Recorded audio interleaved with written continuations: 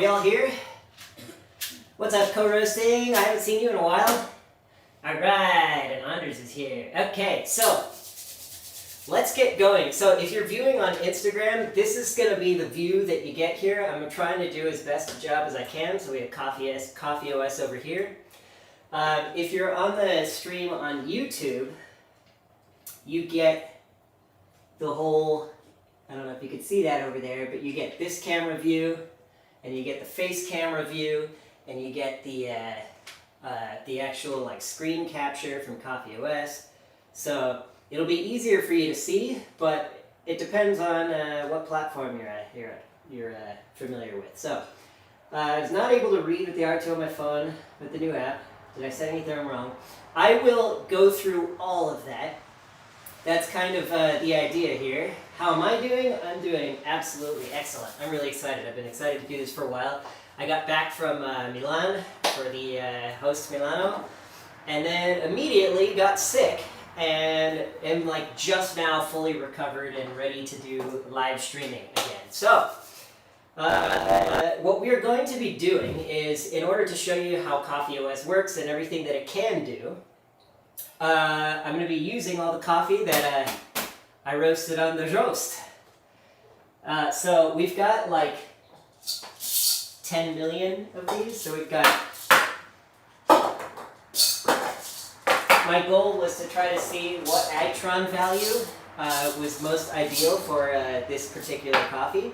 So we've got like a 63 and a 75, and this was actually from Roast Summit, not related here. We've got a 38, We've got a 59. Now, these are all of the outside roast colors.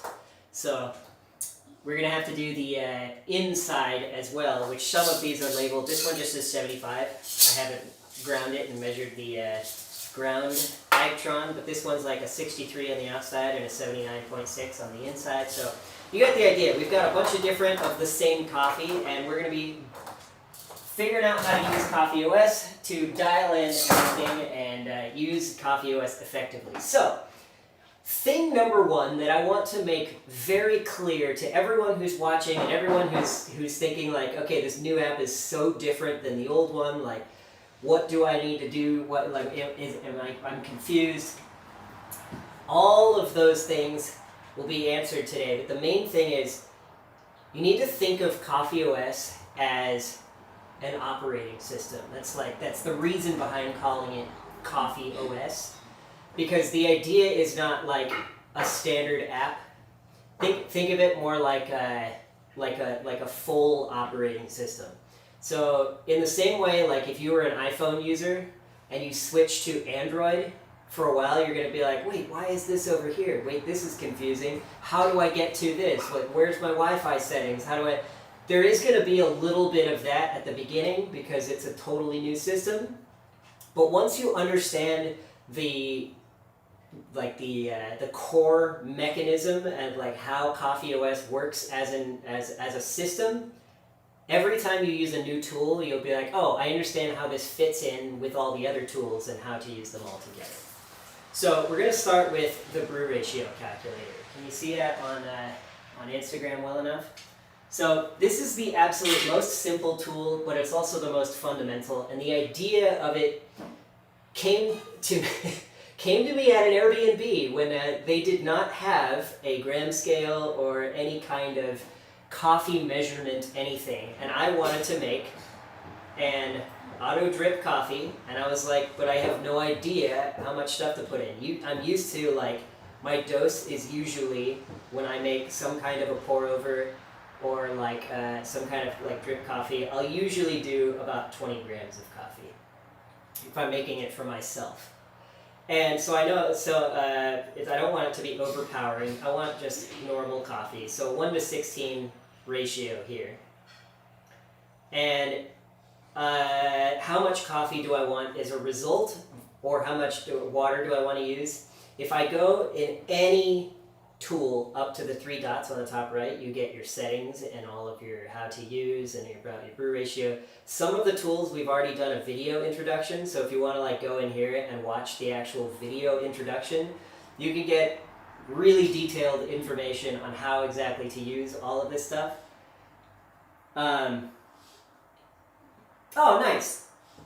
You used R2 to read a brew in your Mocha Pot? Okay, so I'm glad you said that because we have a new update that includes Mocha Pot. So, yeah, you can view this and see exactly how to use everything here, but obviously I'm here right now, so you don't need to do that. But the reason I brought this up is estimate retention. When you brew anything, water gets absorbed into the coffee, and then it doesn't all come out.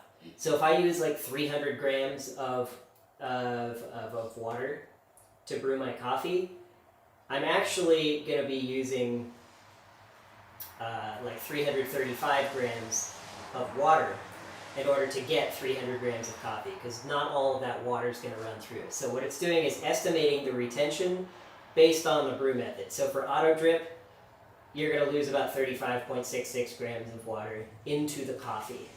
If I change the brew method to like Chemex, it's going to be about the same. If I change it to like Mocha Pot, it's going to be similar but different. If I change it to French press, similar but different. So it's about 50 grams for 300 grams. So there's a different ratio depending on the brew method. And so the idea of this tool is to just behave as a very simple way to be like, okay, well, I don't have a gram scale. I want to know this in servings. So 1.25 servings of French press is going to require 25 grams of coffee and 350 grams of water. Perfect. Real easy. Oh, wait, I don't have a way to measure out my 25 gram dose. Let's change it to tablespoons. So 4.16 tablespoons, and we'll put the water in cups. Okay, now I can make 1.25 servings of normal coffee using the French press method without any kind of gram scale or anything. Super simple tool, don't need to connect to any external devices. That's the brew ratio calculator. The next one is the grinder converter. And the most common question that we get, hey, what's up? Regards from Panama. All right. I can't wait to go to World of Coffee Panama. I've been very excited about that for a while. I'm in Los Angeles. But so yeah, a lot of people are like, how accurate is this? Because yeah, maybe I can use this setting to make a medium roast, this setting for this grinder is useful on for a medium roast with an AeroPress. But is that correct? The answer is there isn't really a correct. Because everyone likes their coffee to be different. It depends on the coffee, it depends on the roast level, it depends on the grind distribution. There's a lot of details that go into this.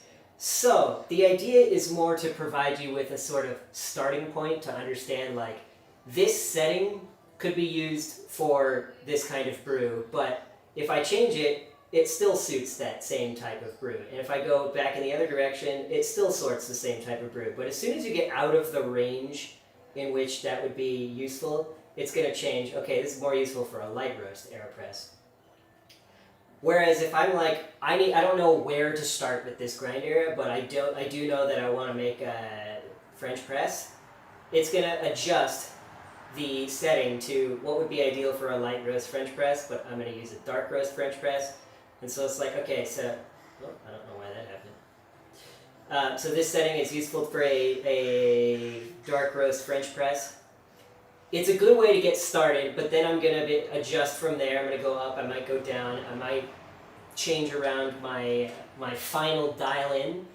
But it's then also useful for if I go, okay, but my dad has the, come on internet, okay. My dad has the, I can't remember how to spell it, Capresso Infinity. So if I change to that grinder, now it's going to tell me what setting would be equivalent on that grinder. Now again, that grinder might have different burrs, so it might have a different grind distribution, and you're going to end up with a totally different final distribution that's going to result in a different tasting brew. But it's a helpful way for you to get started and compare between different grinders. I've never heard of this one, but I'll pick this one at random. No, I don't like that one. Okay, this one looks more fun. It's got 600 settings. wait, no, oh, sorry, that was the 60 and the 0. It's got 60 settings. And so I can set by specific particle size, so like 355. Whoop. I guess 355 is not an option on this grinder. So I can select by specific, so fine, medium, and medium coarse seem to be the only options. That's really weird. I'm going to pick a different grinder because that's a weird one. Akaya Orbit. Okay, that's a fun one. It has 1, 2, 3, 4, 5, 6, 7, 8, 9 whole numbers, but then it spins around many times. Cool, but it has no clicks in between each grind. That's pretty interesting. I can set it by visual, so if I'm like, I want a grind that's kind of like, you know, the little pieces are like this size, I can set the grinder to that size. It's a medium fine, around 500 microns. And one thing to know about CoffeeOS is every single space that you can input something, so for example this one, if this symbol right here appears, it means that it can connect to an external device and import its data into that spot. So for example, this is micron data that it's looking for, particle size. So if you use any particle analyzer that'll connect to CoffeeOS, you can connect to that device and import the result to this space. The ones that appear here are the other tools within CoffeeOS that can import data into this space. So this is the particle analyzer tool. So I can open that tool and then say I had some coffee on here and I switch to the particle analyzer. In fact, here, I'll sprinkle a few pieces of coffee onto here. Alright, I've got some fines on there. And then I do a particle analysis test. It says those few particles are 200, or the D50 is 439. They're kind of all over the place because it's just random particles from leftover grinder. But you get the idea. So the D50 is going to be our most important here, where 50% of the particles are larger and 50% of them are smaller. So that's kind of the idea of your particle size, which is why I say that the distribution makes a huge difference. But still, what's going to be imported now is your D50. So 439, so when I push done, 439 fills into the space, and then it will adjust the grinder to that size. So then if I wanted to use Omni to do the same thing, I can do exactly the same thing. I can go into here, but instead say I want to just directly import from the device. So I can tap here and it's going to ask to connect to a device, automatically connected. So let me go back. So now there's like a little bluish green rectangle around this. This is the same thing for R2 that you had asked about earlier. If I see that symbol, it means I can connect somewhere. So if I want to fill in TDS data to anywhere that accepts TDS data, you tap the symbol, you get connect to the device, and now if I take some coffee here and I sprinkle it onto here, beautiful, and then I push test. When it finishes testing, it's going to put that result, 488 microns, onto that spot, and then when I tap off of it, it's going to update. Okay? So that's the grinder converter. Now the tools start to get a little more complicated. So we'll go into the particle analyzer, which we were just looking at. It's going to load my most recent sample. I'm just going to go to a new sample. And so what we're going to do from here, let me just get,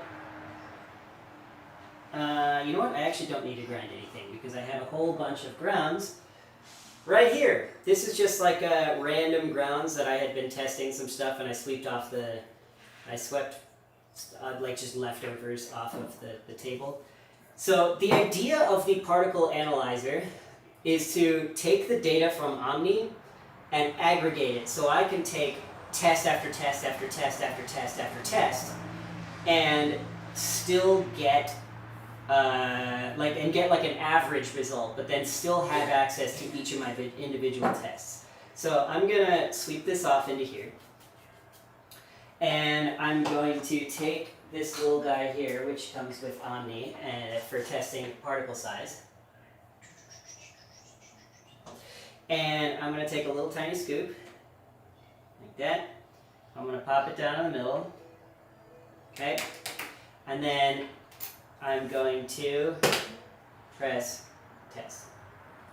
And because CoffeeOS is already connected to Omni, it's just going to automatically import the data, so it will show up on the Omni screen, $3.99, but it will also show up here, and I can get a much, much, much more detailed analysis of the result here. So I can see from this that I've got quite a few random large particles, but not that many of them, and they don't take up that much of the distribution, but they're still definitely present. And then you've got tons of fines. So what I like to do, this says it's a multimodal distribution, meaning that there is more than one main peak. So this is not an even distribution. This would be considered very bad. What I can do is, again, go into the settings. You tap the three dots on the top right. And when you're in the settings, we've got, again, the video introduction here. We have the cumulative distribution curve, which if I turn that off, it's that red line here, so you can see it without the red line. What that kind of tells you is where most of the grounds are concentrated. So if you have like a line that looks like kind of flat, kind of flat, kind of flat, and then just shoots up like this, and then it's kind of flat up here, you know that most of your grounds are in that one space. But when you have a line that's kind of like all the way up, not even at all. So let me turn that back on. You can see like basically throughout the whole range we've got, like it's becoming a linear line that goes diagonal across. Like this is a really bad distribution, obviously, because we have tons of different grind sizes all mixed together. About the pad used with the camera, what's the overall precision? I don't actually know what the actual number is on precision, because the main thing about the particle analysis coaster is that it's going to involve like how you prepared your sample. So like in super ideal conditions where you don't have like wonky lighting, where you're creating shadows, you're not at weird angles, and you're in like a consistent environment, you can get pretty darn accurate with it. But if you're like your particles are all clumped together and they aren't manually properly separated, or you have weird lighting like emettings, but the actual state of your grinder. So if I go up here to grinders, so these are all the grinders that I have on my account right now that I've added manually, but all of them have been just to show people things. I don't actually own any of these grinders. So if you go up here to the top to your menu, you have blank grinder and template. A blank grinder is what you're going to want to use if you are in a situation where your grinder does not show up at all in our list of available grinders. Maybe you have a very niche grinder or a new grinder or something that we haven't gotten around to adding yet. So in that case, you would add a completely blank grinder and set it up from scratch. Whereas if you have a grinder that we already have in the database, you can go from a template and then edit everything related to it. So let's say like the Hario Mini Mill Slim. So it starts at 1, not 0. It goes up to 20, and it does not have any clicks. It does not have it in CoffeeOS, clicks refers to the number of spaces in between each number. So you have the whole number, then you have the clicks in between each number, and then you have the number of times it goes around. And if you type in the number of clicks, like 500, it will do the math for you. So like 500 clicks might end up being like 7 rotations and 10 numbers or something like that. So you can use clicks as like the total number of positions, 1, 2, 3, 4, 5, 6, 7, 8, 9, 10, 11, 12, like that. But in this case, it's explained here in case you need more understanding. But so yeah, this grinder is set up this way, and then it will tell you finest grind is 200 microns, the middle grind setting is 800, and the coarsest grind is 1400. Now, when you set that up, some grinders have a hard stop, like this one over here. it goes from like 1 to 8, and that's it. And so those are really easy, but some grinders like this one, they go until they unscrew. So in that sense, it's kind of up to you what you want to say the coarsest grind size is, hence why you can set it up yourself. Because this grinder will go so coarse that you get like the bean cut in half, which is so big that like it doesn't even register properly on Omni because it's wider than the widest recognized particle size, and it's like you're not using that for brewing, and so I ended up having to go and find like what grind setting is coarse enough that I would still reasonably use it. So in this sense, this is set up based on what like the manufacturer claims is like, you have like, it goes all the way till the burrs touch, and then each setting is 16 microns or something like that. So it refers to the burr gap. But when you're actually measuring your particle size and setting up grinders to see like what the actual results are, you will definitely find that the like when you turn like one click that's supposedly like 16 microns, it does not necessarily have a 16 micron impact on the result. You might even get like a distribution that's like 2 microns different or like 75 microns different, because it's going to depend on how the beans get crushed and how like what the roast level was, so how they burst and how they got like what the situation of them bouncing around in there based on the dose you ground. So there are a lot of variables. The idea here is not to be so focused on the specific number and more so focused on the whole distribution and how everything fits together. So let's say that you liked these settings, you knew what your finest, your middle, and your coarsest grind setting were, and you press done. Now it's going to create this grinder, and every setting for the entire grinder is listed below here. So in this sense, in this case, it's only 1 through 20. Some grinders have like 900 settings, and all 900 will be listed down here. Sorry about that, my phone. And so you can do multiple things here. One, you can grind setting and actually go in here and measure the resulting particle size from that setting, and it will update it for you, so that later in the grinder converter you can select your instance of this grinder, and it will follow that instead of the one that's built into the system. But you can also tap up here, where the yellow triangle is, and tap New Note. And so I can create a note called like grind setting sucks. Whoops. Oh, sorry, that was an accident. So I'm going to type grinder sucks. Grinder sucker, apparently. And then this grind setting sucks, and I press save. And so now, that setting number 8, has one note on it. So you can see if I deselect it, my note is still there. I have like one note attached to that grind setting. So later I can go back and be like, oh, what was the deal with grind setting 8? Oh yeah, this grinder sucks. This grinder does not actually suck. I have no idea what this grinder is. I'm just giving you guys an example. But so then after you've gone in and you've set all of the settings for each grinder, you can go to the curve here, and you can see how your grinder goes along the curve. So you can see there's a little bit of a wonky thing going on here, where it's suddenly like around grind setting 10, there's like a jump up, and then it becomes linear again. I don't know what the deal with that is. So if you measure like every setting on your grinder, you can get really, really, really precise with how this curve looks on your grinder. If you measure just a few settings, the system will estimate all the ones in between.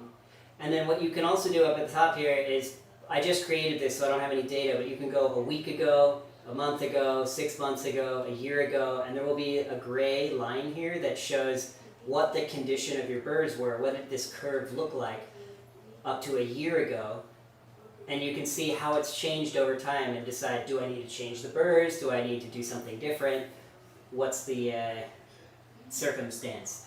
So let's see. So yeah, that was my concern. The outside factors, the camera itself, shaky hands. Yeah. So all of those will make a difference. But if you have good lighting, and you have just like a consistent way of preparing your sample and everything, you can get quite accurate. And I wouldn't worry about unless you're trying to like calibrate a grinder to be able to like list the specifications on your website or something, then I wouldn't use the particle coaster for that. But if you're trying to figure out like, when I grind my coffee it looks like this and then I want to create a recipe, blah, blah, blah, so like what's the distribution, that'll work pretty darn well. So yeah, so then same thing, I can still go in here and be like, okay, where are the medium particles, and it will move me over to grind setting number 9 and like let me know where that is on the curve and what setting that is here. So then when I go back, you can see, refresh here, my Hario Mini Mill Slim. If I go in here, you've got factory settings, which are the ones that are already built in that show up in the grinder converter. But you've also got my Hario Mini Mill Slim that I did not add a new name to, but I could go in here and I could rename it to like Hario Mini Mill Slimmy. How many characters can I do? Slimmy Jimmy? Okay, good. So I'm saving it to that. So then later when I exit out of here and I go to the grinder converter and I want to open up a grinder, let me exit out of that. I can go grinder manager over here, and then, whoa, let me refresh, it didn't show up. There we go. Hario Mini Mill Slimmy Jimmy of type Hario Mini Mill Slim, and I can select that. So now when I go through here, it will use all of the grinder settings that I've already set. And so if I've measured all of these grind settings and I know like this is how the actual state of my grinder is, then I can always use that. Now, all of these tools, like I mentioned, connect to each other, and because of that, the main two things that I want to show you guys today are the brew controller and the brew recorder. Now, both the brew recorder and the brew controller have pretty much all the same features, but they're designed for different workflows. So which tool you use really depends on why you're doing this. So if you're, for example, brewing the same coffee over and over and over and over and over and over again, let me go to my history here. Oh, I'm in a different account. Hold on. Then I have to type in my password. I can't do that. Okay, so I guess I'm on a different phone. This isn't my usual phone, so I don't have my past records. But if I go to the history, you see I have one brew here. Open this. Got it. These here are consumer regions. I'll explain that in a second, but they look a little confusing, so I'm going to turn off the ratio lines and the consumer regions just so you can see better. So right down here you can see I have one brew in this session, only one brew. But I could theoretically, like if I brewed and I had 12 grams of coffee and I had 196 grams of water, it's estimating here what my yield and therefore my TDS and extraction would be. Let's just say I wanted to add that too. So now I've got two brews. They're both plotted here on the brew control chart. If I wanted to plot 52 brews on the chart, on the same chart, and compare them, you want to use the brew controller. You can still, for each one, connect to the brew recorder and record the process for each brew and keep track of that so that when you select this record, you can view the brew process. But if what's important to you is the brew control chart, then I would use the brew controller and record your brew within this tool. If you care more about, let me close this and go to the brew recorder. If you care more about the brew process and you're just trying to like really get down, or maybe you're practicing brewing, or you're trying to get the brew process like perfected and like understand the differences in the brew process, and you still want to chart your brew on the brew control chart when you're finished. Do I have any brews here? Kung Fu Coffee, is that a real brew? Yeah, okay, so here's a real brew. I'm going to open this brew. you can still, once I finish the brew, I can open up the brew control chart and plot it on the chart and show the results here, and it will stay attached to my brew process data. So it depends on, is your focus the recording of the brews, or is your focus using the brew control chart to its fullest? So let me see what you said here. I use the Baratza Encore ESP at home. It has shims to adjust the grind relative to the number. Interesting. The manual also states that 0 to 20 has smaller adjustments than 20 to 40 or 0 to 20 for espresso. Oh, that's fascinating. So yeah, it would be very cool for you to be able to actually test all of the grind settings on the Baratza ESP. I used to have the regular Encore, and then when I moved back to the States, 220 volts doesn't work here, so I couldn't ship it. So, I'm going to use, in this situation, the brew controller so that we can do some comparisons, and I'm going to walk through what this process would look like. And if you have questions, feel free to ask them, and I'm just going to pretend that I'm brewing normally at home. So, what I'm going to do now is I'm going to open up V60, okay, because I am going to be doing a V60 brew, and I need to go get the water real quick. I need to move this out of the way, and there's one other really cool thing that I want to show you that I haven't gotten to yet.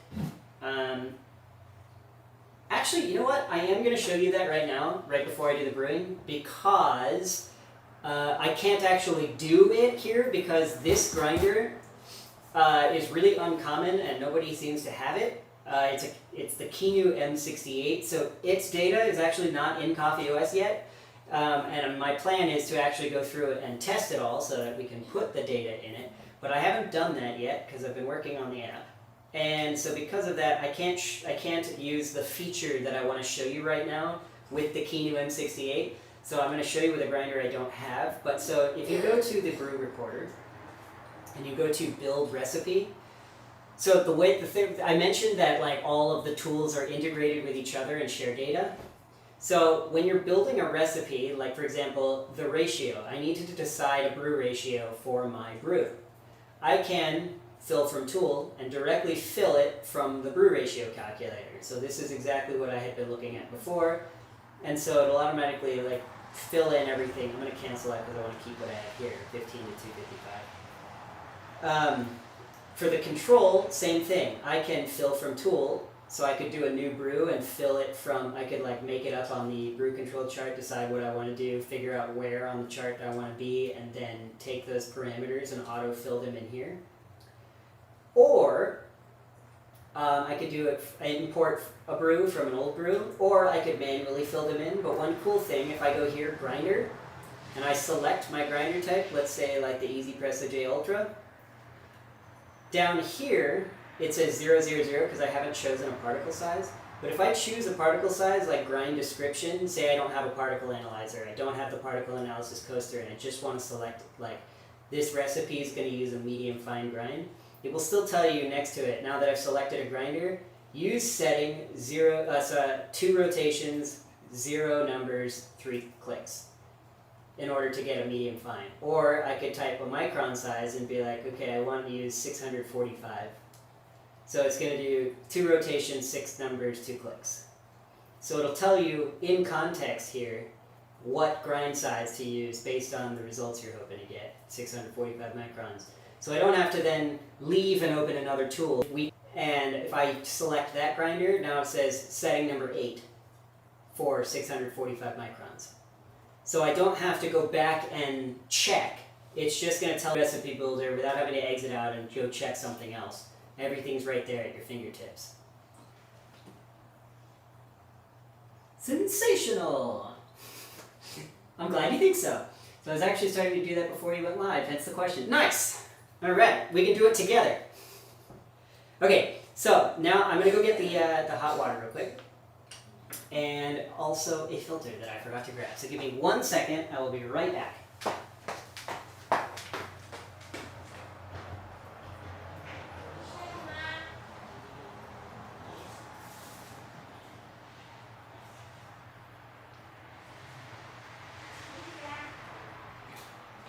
Okay, I'm back. You can't see me yet, but I promise, I'm back. Alright, so this is my favorite part. I've worked on this for a super long time, and I'm really excited to show this to you, and I hope you guys appreciate it as much as I do. The way that the brew recorder works is fantastic. It's, for dialing in brews, could not be any more useful, especially once we add the sharing functionality so you can share recipes. That's going to be in a coming update, and boy is that going to be a game changer for how everyone brews. So I'm going to start by weighing out some coffee, I guess. So I just turned on my microbalance, and of course this little guy pops up, so we'll connect. I'm going to connect. Okay, we are connected already. I'm going to go to the brew ratio calculator, and we are doing V60, and I like strong coffee. I'm going to change everything back to grams. I don't want to use servings. And water is also going to be in grams. Can you see that on Instagram okay? Let me move the Kino a little bit out of the way so that you can see a little better. Okay, so I'm going to say I want to brew, so like for example, remember how I mentioned to you before? You see how the this thing filled in, it changed because I'm now connected to the scale? What I can do is, I'm going to pop this guy on here, I can push the connect to a device button. I'm already connected, so now it's importing whatever shows up on the scale into that spot. So now if I weigh my coffee, it will fill into that spot. Now that's if I just open the brew ratio calculator, but like I mentioned before, I'm going to go to the brew controller because my goal here is to compare different brews on the brew control chart. So I'm going to go to a V60 session. I'm going to call this session, oh, I pressed new session, oops. I'm going to call this session live stream 1. Even though this is not the first live stream, it's the first CoffeeOS live stream. So live stream 1, and then we're going to go here to record brew, and let's see, what's going to be the fun way to show this to you guys?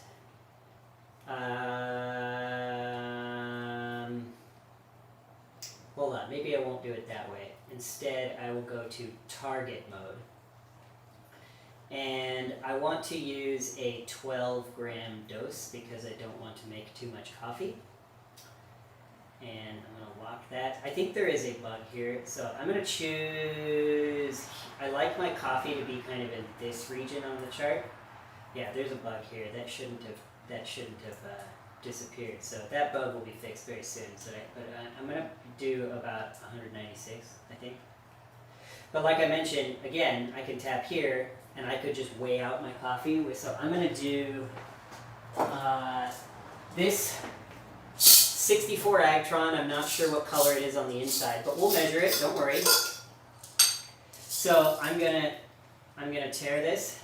So now this changes to 0, and I'm going to put 12 grams in here. Reasonably, I know that I'm brewing 12 grams, so I could just type 12 here. But in a situation where I was like, I don't even know how much coffee I have left, but I want to use, just some, and you just pour it in, and it will build your recipe based on how much coffee that you put in. It's pretty nice if you don't care about the exact dose, and you just want it like a proportional brew.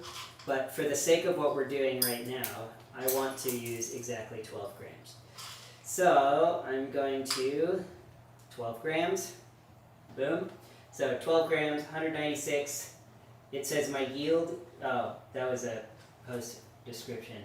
Okay, so ignore that. And then I'm going to press build recipe. Actually, okay, I'm going to go back only because I apologize for this weird order. It's because of how I want to show you the system. I keep switching my mind on how I want to do this, but okay, I'm going back to record. I'm just going to go here, and we're just going to immediately go record brew. So I've got this 12-gram dose here, but the system doesn't know I'm using a 12-gram dose because I've just selected record brew. So essentially it's just going to record whatever I do, and it's going to have whatever information I give it. But this is kind of what you would use if you were like, I don't have a starting point, a particular starting point, I just want results to see how it happens, and then we'll go from there. So that's what my situation is right now, so that's what we're doing. So I'm going to start on this grinder. I do know that setting 22 was reasonably good last time, but I'm going to go up one to 23. So by that I mean, notice how I called it 23. We're going to go, we're at 0, which is actually 10. So it went all the way around to 0, and then we're going to go all the way back around to 0 again, and then we're going to go to 3. So I'm going to call it 23, but it's actually 0. Sorry, how many rotations? 2 rotations, 3 numbers, 0 clicks. Okay, so we are going to take the coffee that's here, and I'm going to dump it into my Kinu M68, the greatest grinder on the planet. And then we are going to grind it. Usually this grinder vacuum seals to the counter, but this counter, I'm using a presser actually, and it's not flat. It's kind of a bumpy, and so it does not vacuum seal properly. But that's okay because it's heavy, and it works very well because of it.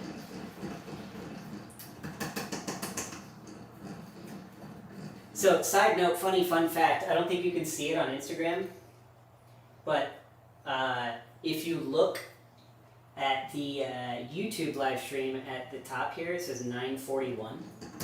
The reason for that is because apparently Steve Jobs released the iPhone, the original one, at 9:41. And so that's the time they use when you connect your phone to the computer and record the screen. I think that's kind of funny. Okay, so, smells absolutely delightful. Thank you, Roast. Okay, so we're going to heat up our brewer. Now, one thing to keep in mind here, the whole point in doing all of this stuff is so that you can dial in brews effectively, and so you want to fill it in with information that you can use again and repeat it. Because I'm doing this live stream, it's hard to keep things consistent. Like, for example, I boiled the water, but now it's going to be sitting here for a while, so I don't actually know what the temperature of the water is. So it would be nice later on if we had a way to measure the temperature of the water while it's in the kettle being poured. But currently, I don't have access to that. So, I'm going to dump this out the window over here, and by window I mean door. It is raining outside, so I'm just adding a little bit of water to the ground. And why is the screen frozen? Can you guys see on Instagram, or is it totally broken?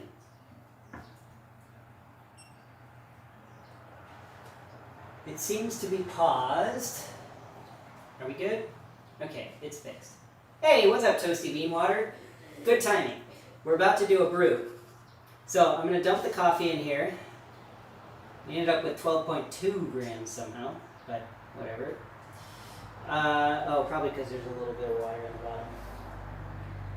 Oh, no, wait, I just dumped it in there. So there must have been a little bit of coffee in the bottom of this thing. That's okay, 12.1 grams. Okay, let me tear. And we're going to record this process. I'm not going to do anything special. I'm not going to keep track of anything. I'm just going to go for it. So I'm going to press start, and we are going to do a bloom here.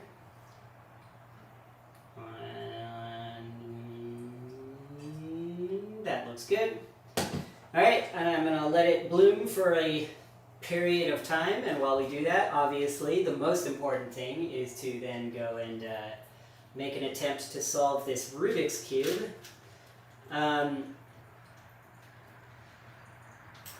I don't know why Instagram, it keeps doing its freezy type thing. I hope it fixes very soon, but it seems like we're losing people as it does its crappy thing. Is it really just totally frozen and not going to work? I don't know if you guys can see or not, but I can't see my own stream here on YouTube. Soon, we'll see temperature probes in the scale. I lost connection on Instagram. Yeah, okay, I don't know what's going on with Instagram right now. Is there a way to change the value of listogram? Oh, I already met that one. Okay, so while that goes, I'm gonna restart this stream because Instagram is being a jerk. Oh, wait. No, it seems to be fixed. Is comparable with D-Fluid and CoffeeMeter. Okay, so the difference between the D-Fluid product line and the CoffeeMeter product line is just feature set.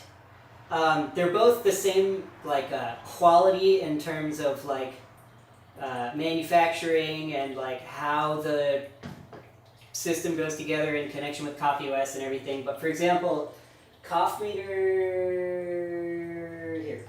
A1, just a color meter. It doesn't give you the distribution, it doesn't give you any other parameters, it doesn't give you anything other than the roast color. And it's an average of your whole sample. So it's not going to give you as much information as Omni, but it's also cheaper. So it depends on what you need it for.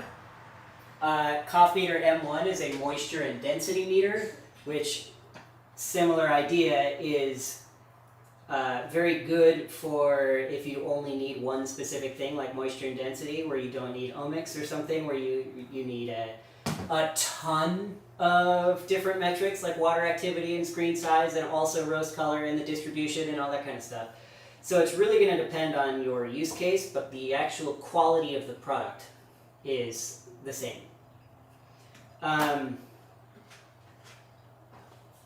Speaking of which, check out what I just got. This is not out yet, so this is actually a sneak peek preview. Calibration process for which one? I can give you the calibration process for anything, but I gotta know which product you're referring to. Alright, this is a super long brew. I didn't realize I was going so long. Okay, so I'm just gonna pour up to the end right now. I wanted to do like 190 or something. Let's try that. I'll do 190. Whoa, 192. Okay. So while that drains, and before I stop it, check this out. This is CoffeeMeter W1. This is the newest of the D-Fluid family, or actually to the CoffeeMeter line, but to the D-Fluid product scheme. And this is a standalone water activity meter. And check this out. It's like a fidget toy on top of being a water activity meter.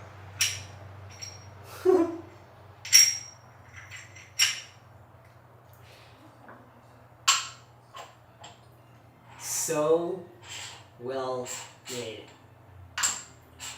I'm excited about this one. This was actually my first time seeing it in person, so I was really excited.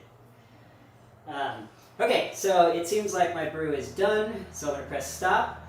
And what it's going to do now is mark all of my brew stages. So we had the bloom, we had however many pours I decided to do.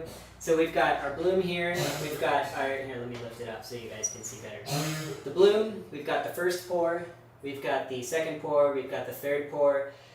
If I had like lifted it up and shook it around, I could get agitation and whatnot in there. It would mark those stages too. You can also edit them yourself. You can view it just as the weight increase or just as my flow rate, however you want to go. And then one thing I want to do is it can estimate your yield for you because we know what the estimated retention rate is.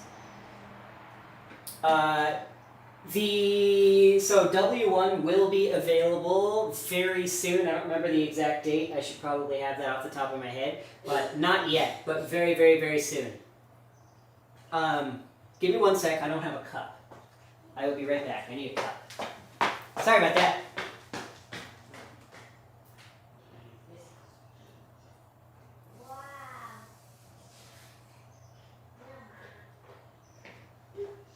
Okay. So, I have a cool Japanese cup. This is my cool Japanese cup.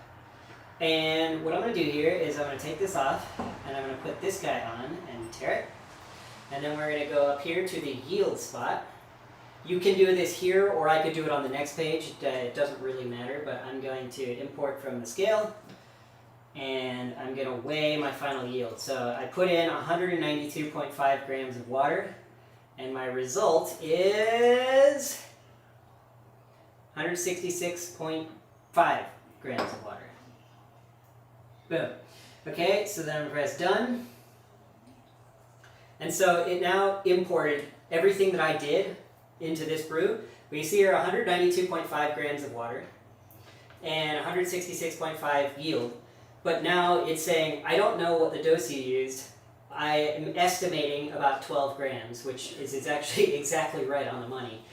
And then it's saying, your estimated resulting TDS is 1.33%, and your estimated resulting extraction is 18.07%. So somewhere around here, which is literally exactly what I wanted. But this is an estimate based on the AI model that's built in. So I'm going to go, yes, it is indeed 12 grams. That was my dose.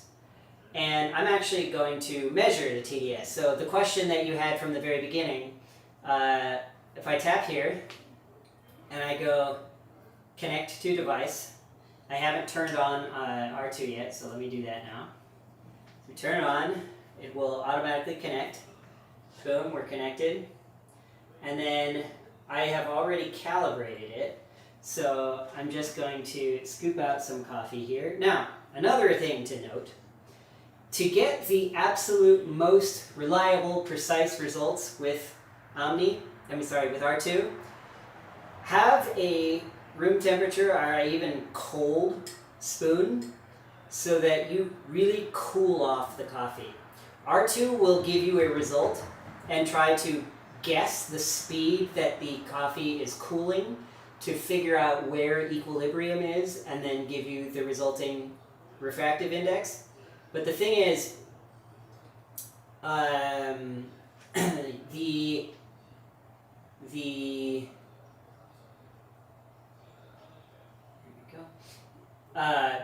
if you want like the most reliable, precise results, you want to have the coffee and the refractometer be at the exact same temperature.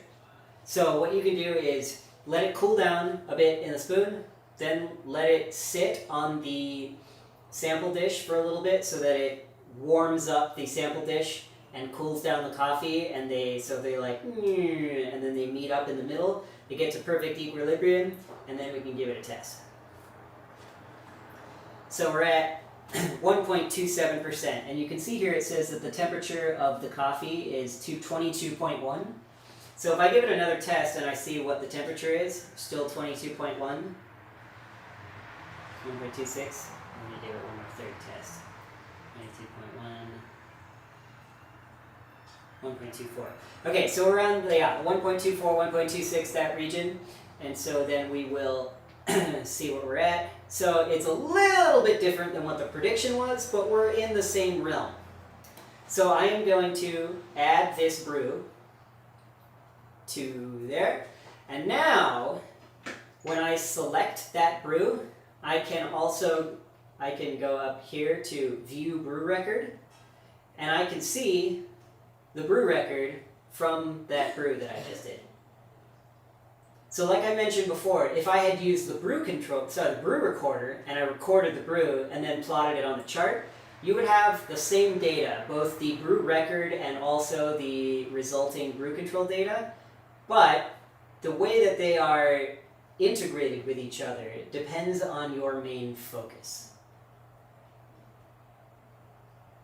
So let me see, how does it work? Your roast collective partnership. The way that works depends on what kind of partnership. We would need to do like figure out the scope of things, because like some co-roasting spaces are like, we just want to buy a bunch of equipment and we want a better deal, which that's a thing we can do. But then, so microbalance turned off. Or we have things where it's like, are you going to be like operating trainings to teach people how to use the products, while you're there, that's a different thing, so that we can work together in that way too. So yeah, so it's different. If you're interested in that, definitely reach out and we can discuss. So I'm going to press done here. So we have our brew record saved. I'm going to do another brew, but this time what I can do is, let me see.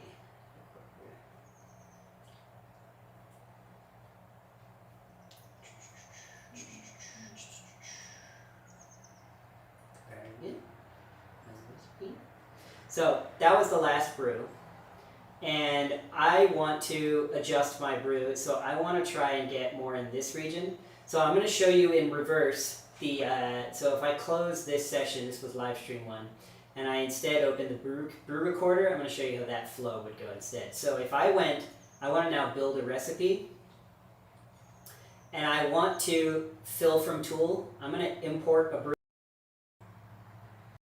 And I'm going to go to live stream 1, that was that brew, that session here that I just did. So this was that brew. It says my estimated temperature. I don't have temperature there. So I'm going to import this brew, and it's going to fill in all of the things that I had. It did not fill in these because it's from a different tool. I should have.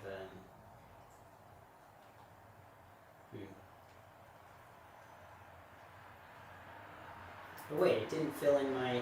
Hold on, I did something wrong. Oh, sorry. I did that wrong.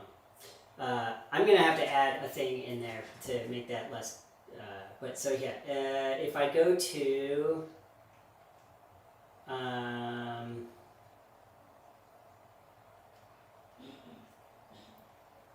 Is this that record? Yeah, so this was that record that I just recorded. I'm going to open this up.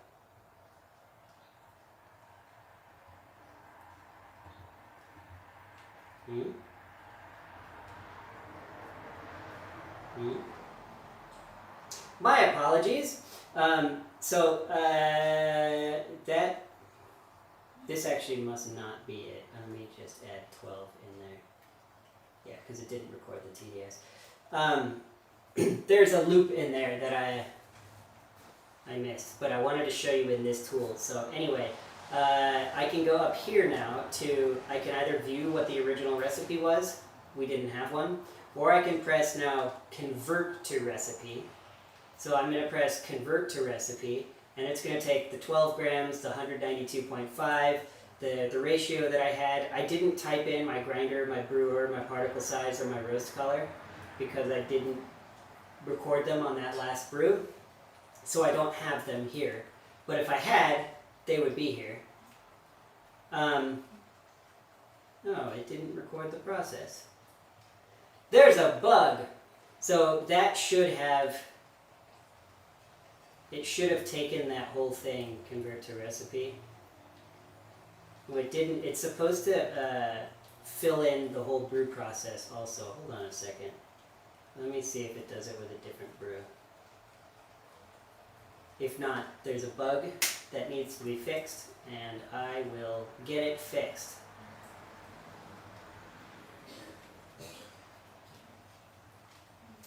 Convert to recipe. Oh. Weird. Okay, I don't know why that, yeah, that's definitely a bug. So this is what should have happened. So you can see how it converted that last brew into this recipe here. So it should have done that. Let me try one more time. I don't know why it didn't. And if it doesn't work, I will just fill it in manually so I can show you how that works. But ideally, that will not happen in the future. So let's go open.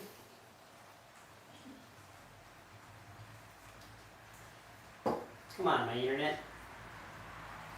So then we're going to go to convert to recipe. Yeah, it's not filling in. I gotta get that fixed. Okay, so this should be in Celsius. Let's do 90 probably like 90 degrees now. And then I'm going to do grinder. I don't actually have my grinder in here, so I'm not going to fill it in. No, I don't want that one. No, I don't want that one. Oh, I want to delete it.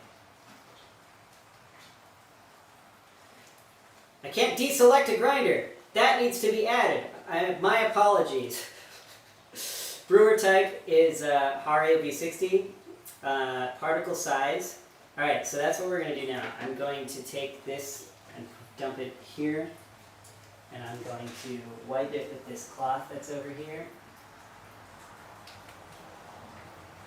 Okay, and I'm going to take this out and put it in here. And then I'm going to make sure that this is totally empty. I'm going to pour that into this cup. And I didn't even taste this. I was so focused on the app. Leo. Awesome. Nice to meet you, Leo. This is excellent coffee. I wish you guys could try that. Wow, that's great. It's actually much better than any of the other ones that I had. So I'm pretty thrilled with how that turned out. Okay, so for building your process, since that last thing didn't work, and I'm going to have to do this manually, you have an option for pressing generate here and choosing a method, and it will go based on what you've entered for your brew ratio and all of your other metrics and build you a process. Or you can do it manually, and I'm going to do it manually just to show you here how this all works. So I'm going to go add step. My bloom, what I should have been able to do was go, okay, I just recorded a process. Now if I want to make adjustments, like this would already be filled in with exactly what I just did. And then I'll be able to repeat it. But since I'm going to do it manually now, let's say that I want to do like a 40-gram bloom that takes like 8 seconds. Then I'm going to wait 1 minute and 12 seconds. Then I'm going to add another step. For the next pour, I'm going to do like 85 grams over maybe 26 seconds, so a really slow pour.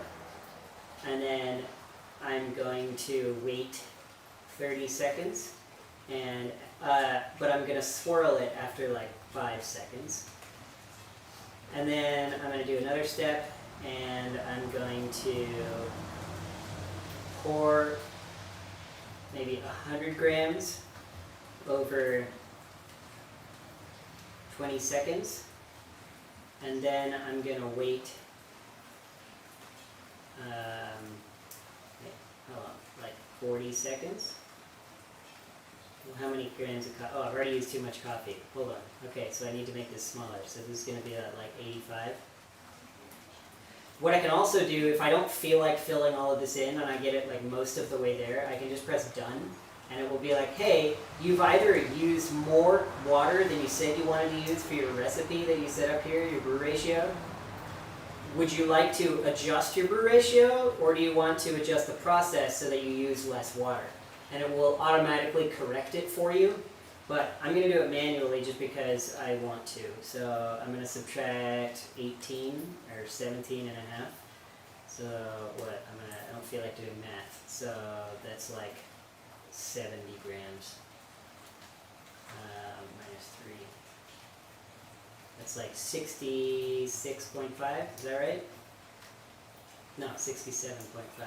My math skills are amazing, as you can see. Okay, but then I haven't used the full brew time of 4 minutes and 18 seconds. So I'm just going to increase the wait time. 59 seconds. That's not enough. A minute and like 40 seconds or something. I need 10 more seconds. Let's add it to the pour. Okay, so we've got this weird brew setup where we've got the right amount of water used. The last thing I'm going to do is I'm actually going to measure my particle size, so it'll keep track of the distribution and everything for me. So let's measure out another 10 grams of that same coffee. The one that I know is 64 Agtron on the outside, but this time I want to know what it is on the inside so I can keep track of the actual color of this coffee. And I'm going to show you how we keep track of all of our data in line with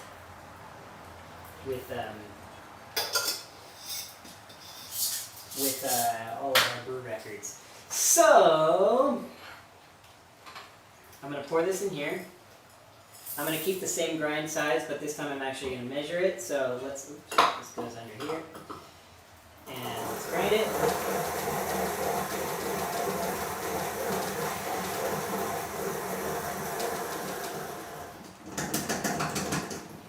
Shazimzam. Okay. Then this is going to go on here.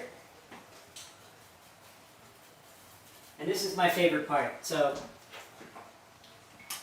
well, right after this is my favorite part. So we're going to put a little bit of coffee on here, like that. And Omni is already connected. So I'm going to go up here to size, and I'm just going to press micron size, and we're going to connect to our Omni, and I'm going to give it a test. Let's see what our results are.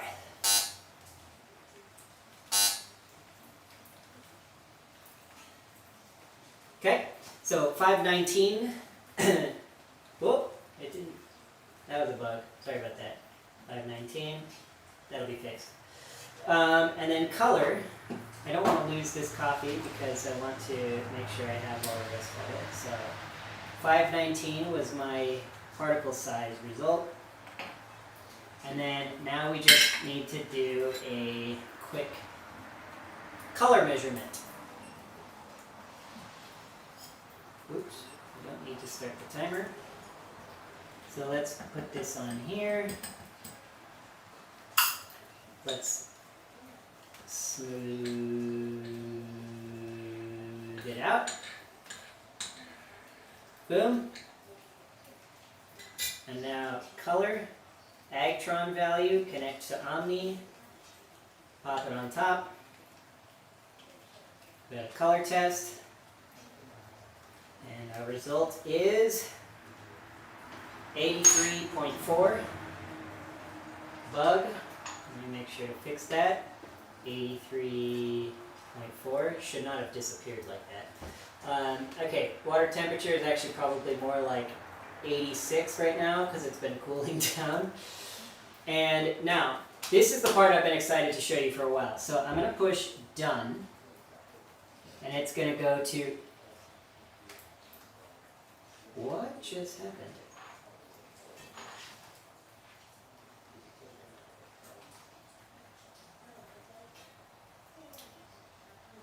Oh, oops. Okay, I built the recipe, and I didn't press brew. Okay, so new recipe 1. Let's brew it. Okay, so then we're gonna go to, this guy's done, and I need another filtered paper. Do I have enough water? Yeah, I should have plenty. Okay, so let me warm and rinse at the same time. That should be good enough. Let me dump this outside.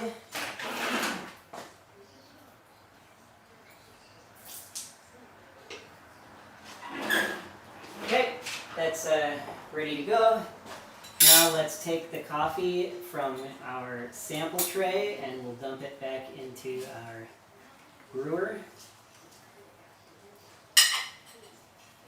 Okay, and then we'll dump the rest of it in here. We need to reconnect our scale. It turned off. We're connected. And here we go. So now you can see, because this is now guidance mode instead of just recording the brew mode. So let me flatten that out. So check this out. This is my favorite part. So I'm getting 5 FPS or so. Love the setup. I think it's just my internet is really crappy, and I apologize for that. But so, now up top it says I have a 12 gram dose, 192.5 grams of water is my total. I am using a 519 micron particle size, and my total brew time is 4 minutes 18 seconds, which is way too long, but this is just for fun. So when we press start, this is guidance mode. The idea is that rather than having to focus on what's on the screen while trying to focus on your brew at the same time, instead, this is just going to be something I can look at the corner of my eye, and I want to follow it to match the time and the flow so that I can get the right weight. And ideally, with the way that this is designed, it's kind of like you're filling the cup, and so it goes from bottom to top, and you're trying to hit the top with weight at the same time that you hit the end of the step. And so what you end up with is a way to brew where you can just focus on the screen and kind of what you're doing and not have to really pay attention to any of the numbers. So ready? I'll give you an example with this brew. Check this out. So I'm trying to follow the amount of weight with the time.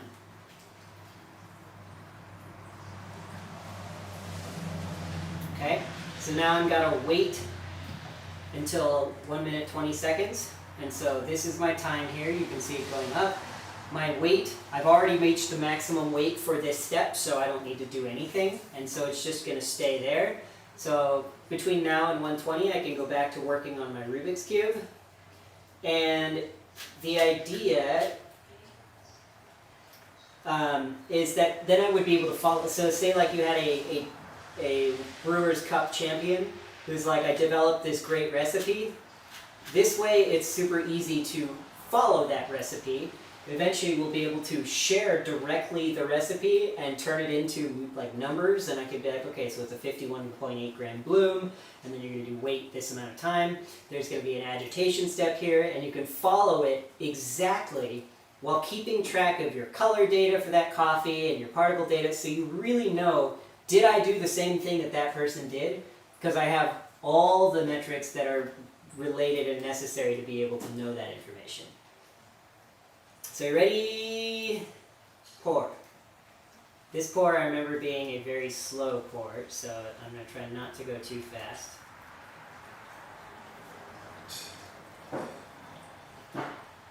So I've got it pretty well lined up. Well, now I'm getting a little behind. I need to pour a little bit faster. Whoa! I got to the end too fast. Okay, now there's an agitation step here. Go. Okay. So that was right here. That was my agitation. And now I need to wait until 2 minutes 16 seconds. Something annoying about solving a 4x4 Rubik's Cube is you can put the centers on the wrong places. So you have to make sure that you have the centers right. Otherwise you get screwed up at the end. Okay, next pour is going to be 67.5 grams. Oh, I didn't start pouring fast enough. Oh no, I'm too fast. Oh, gotta slow down. And I'll try to let the... Whoa, this is a really slow pour. I poured way too much. But I don't want to stop the pour because I want to keep it smooth and even. So I'm going to just try to make the flow rate insanely slow all the way until the end here. Yeah, I still got there too early. Okay, and now we're going to wait until 4 minutes 18 seconds, which may not be necessary because I'm just going to end it whenever this drains. So I don't know if I'll actually end up making it to the full end of my brew or not. But let's see if I can solve the centers on this Rubik's Cube before we get to the point where we're at the end of the drain or the end of the 4 minutes 18 seconds. Well, I'll wait till the drain regardless. So if you get to the end here, if like say it hadn't drained yet or you wanted to add more pours or you changed your recipe, once I get to 4 minutes 18 seconds, it's going to zoom back out to the full brew and just keep recording, and it will stop whenever you stop, so that at the end of it, if you followed the recipe but you didn't follow it exactly or you changed it, it's going to reflect the real state of your brew rather than just what you typed in at the beginning. Alright, we're on our last center. This goes up here. Okay, so centers are all solved. Brew is almost gone. Oh, and see, yellow, green, this should be red. I've got the centers on the wrong side, so that's screwed up. Okay, it was almost exactly 4 minutes, 18 seconds. We're almost done, and still dripping. Pretty much exactly 4 minutes, 18 seconds. So, you can see here, if it did not mark the agitation stage properly, we'll see if it did. Gotta wait for the internet here a little bit.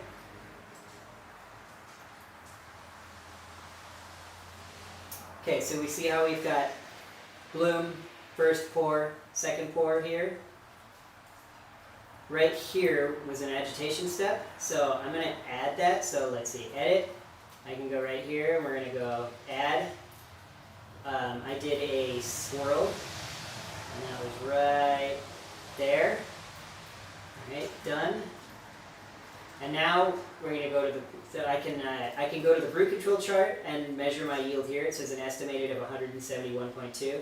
Or I could have done it on that last page like I did the first time. So here we're going to go and measure our yield. I don't have another cup. Whoopsie. Do I have anything I can pour coffee into? Give me 1 second. I gotta get another cup.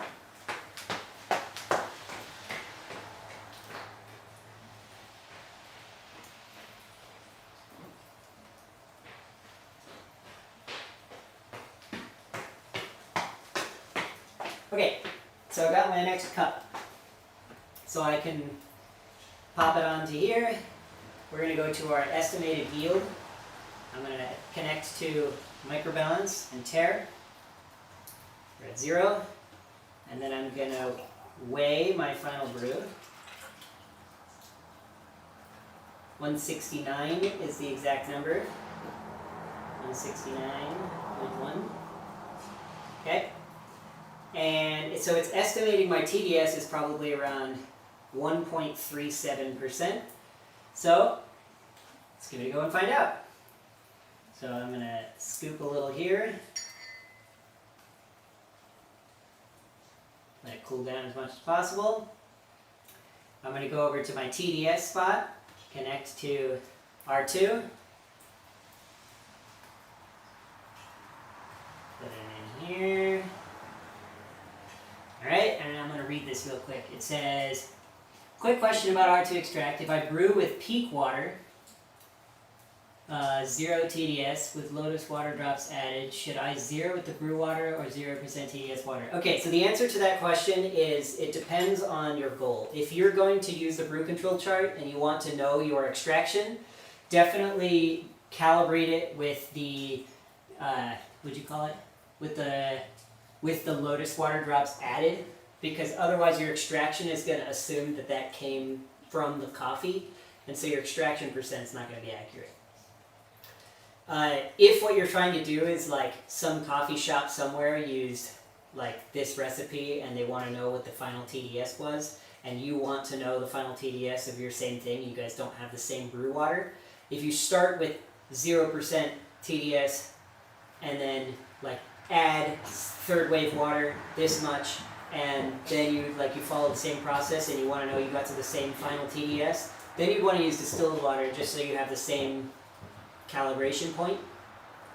But the algorithm that R2 extract uses is expecting, like, rather than saying like it needs a it needs a liquid that is empty of coffee solids, so it knows this is without coffee, and then it can use the refractive index to convert to TDS accurately, knowing a starting point that has no coffee in it. So yeah, depending on your use case. I always use my brew water, and then because I'm going to put it on the brew control chart, and I want to be able to know not what's the TDS of my water plus the coffee I added to it. I just want the TDS of the coffee, yeah.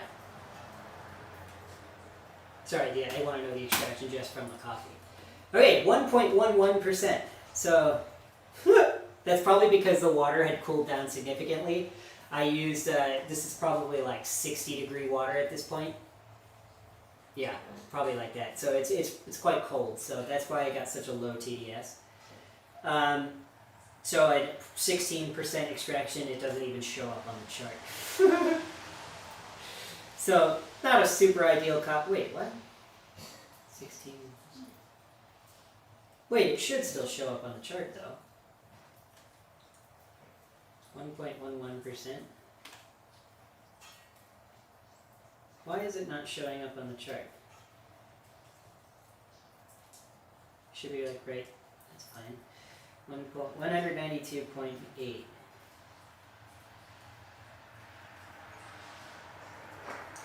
I don't know what's going on here. I gotta record a bug. Hold on one sec. 3, 2, 1.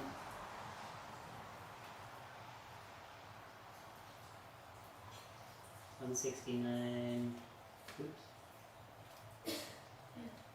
Yeah, I don't know why it's not showing up on the chart. Apologies for that. The app is very large, and it's like we're genuinely building an operating system. So the tool itself will have one component, but it has to save the data and be accessible from everything. So the whole system is quite complicated. So during this beginning period, it's a little bit, there's some things like that may happen. My apologies for that. They will be fixed, and they will get smoother and smoother and smoother, and eventually it's going to be on par with iOS in terms of stability. So these kinds of bugs should not exist. I apologize for that. Don't know why it's doing that. Let's just press done and save, and I'm going to open it up in finish. I'm going to open it up in the history and see if see if it shows up. Yeah, now it shows up. I don't know why I did that before, but yeah, so you can see this is where my brew was. This is where my brew brewed.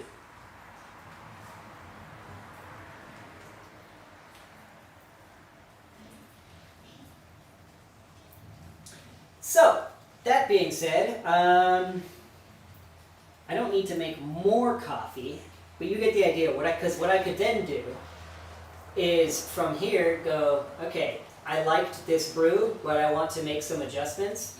So I can view my original recipe and be like, okay, so this is what I followed originally, but that may not be the actual circumstance of what I did. And so I could go convert to recipe, and now I can build a new recipe. And I can make adjustments to my process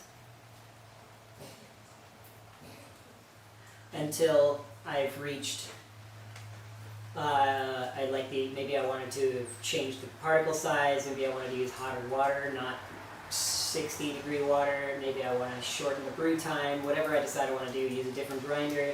But I can also, like everything is stored together.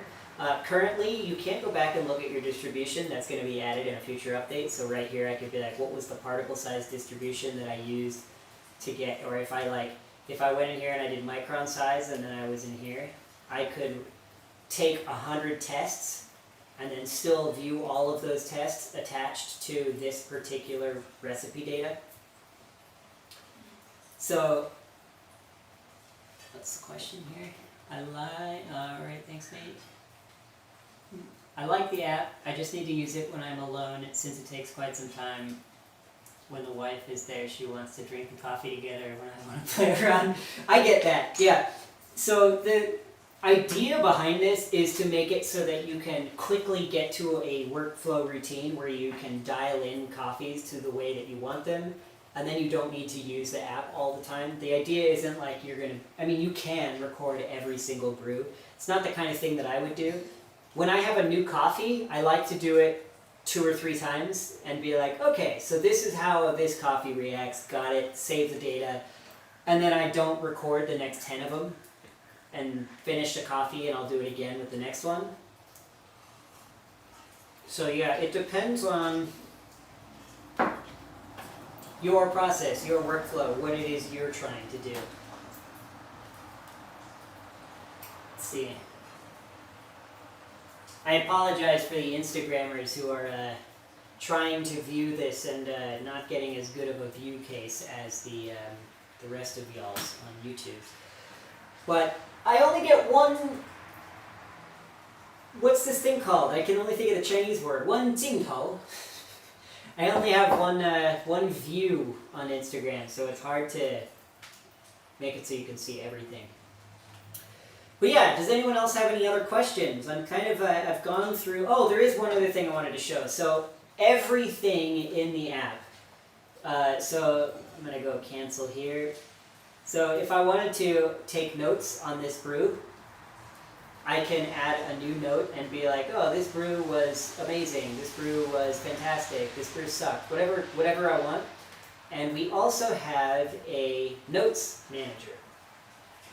The idea behind the Notes Manager tool is if you're taking notes on tons of different things, for example, if I measured a bunch of different grinders' grind settings and I wanted to take notes on specific particle and analysis results, that note might be hard to find later in the future. So with the Notes Manager, I can just go to all notes and I can search, or like this one grinder sucker. I remember I took that note earlier in the stream. Here's all the relevant data attached to that grinder, and then I can press, attached to that note, and then I can press View in Tool, and it brings me to that grind setting that had that note.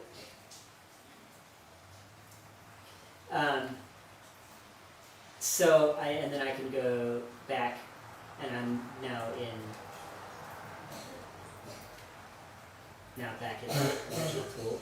So like if I go in here, particle analysis, and I do some particle analysis, and then I take a note on this particular test, and I'm like, oh, this distribution was all over the place.